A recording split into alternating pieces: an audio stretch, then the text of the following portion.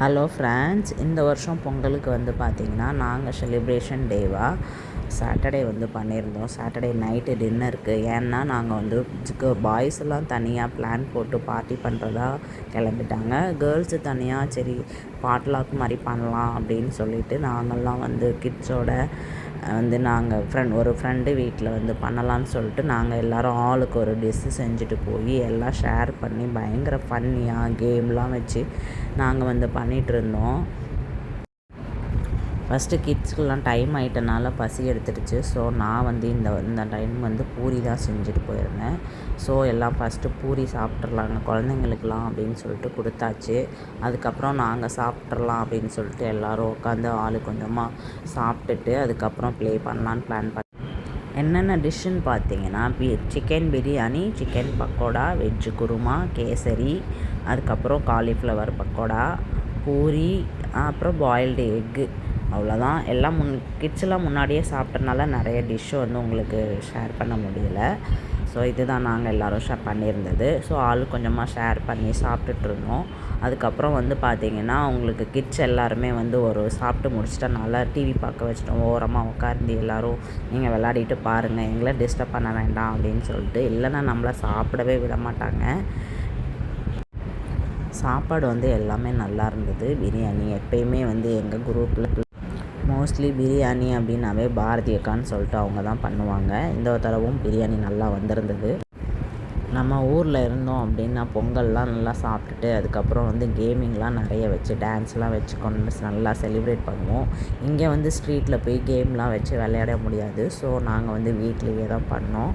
வீட்லேயே சரி அங்கேருந்து பண்ணுற மாதிரி சரி இங்கேயே பண்ணி நம்ம கொஞ்சம் என்ஜாய் பண்ணலாம் அப்படிங்கிறதுனால இங்கே கொஞ்சம் பண்ணிகிட்ருந்தோம். அது வந்து எல்லாேருக்கும் கரெக்டாக நமக்கு டைம் செட் ஆகலை. ஸோ நாங்கள் நைட்டு வந்து பிளான் பண்ணியிருந்தோம். அவங்களாம் அவுட் போயிட்டனால நாங்கள் கேர்ள்ஸும் கிட்ஸும் மட்டும்தான் இருந்தோம். கேம் வந்து ஸ்டார்ட் ஆகிடுச்சு.